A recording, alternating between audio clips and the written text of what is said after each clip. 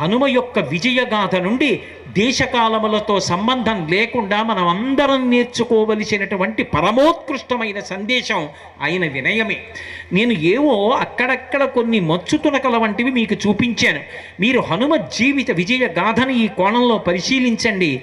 ఇదిగో ఇక్కడ హనుమ అతిశయాన్ని పొందారు అన్నది మీకు ఎక్కడా కనపడదు. అంతటి మహానుభావుడు. అసలు లోకంలో ఎవరికీ అన్వయం అవనటువంటి విశేషం ఒక్క హనుమకే అన్వయమైంది. రామాయణంలో తనకి కించిత్ ఉపకారం చేసినా చేయకపోయినా ప్రతివారికి ప్రత్యుపకారము చేసిన వారెవరు అంటే రామచంద్ర ప్రభు. ఆయన ఎవరినైనా సరే ప్రత్యుపకారము చెయ్యకుండా ఉండరు.